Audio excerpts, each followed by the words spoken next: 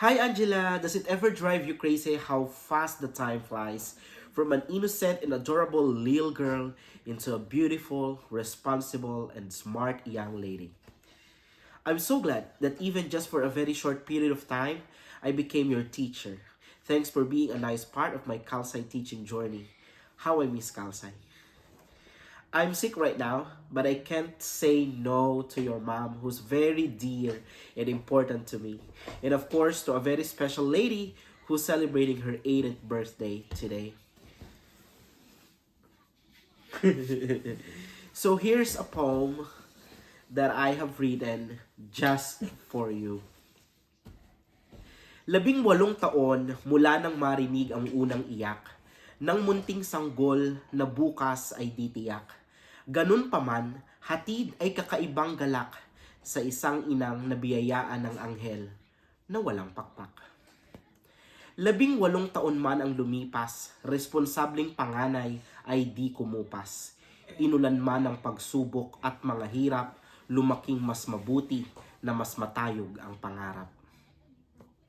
18 taong pinatibay ang loob, mapagpasalamat sa mga biyayang kaloob. Sa kahit anong hamon ng buhay handang lumusob, hinasa ng inang walang problemang di napataob. 18 taong nakilala ang Diyos, kaya bukal ng biyaya'y hindi nauubos. Ngayong taon sa sekundarya'y magtatapos, yaman at karangalang hinding-hindi mauupos. Mahaba-haba pa ang tatahakin, ngunit paglingoy malayo-layo na rin.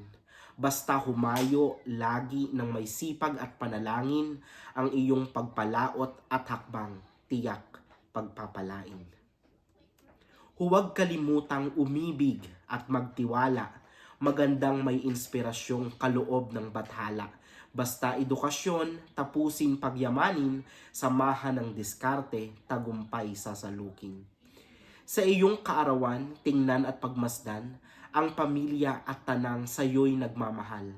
Kaklase, kaibigan, kamag-anak, hinding-hindi mapapagal sa samahang sintibay na pinakinang na ng bakal. Ang buhay minsay matamis, minsan mapait, humayong positibo at kristyanong marikit.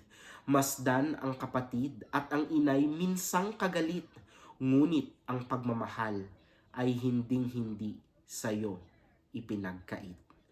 Happy birthday, Angela. Enjoy your special day. At sa lahat po ng mga nakinig at nanood, kumusta po kayo? Magandang araw.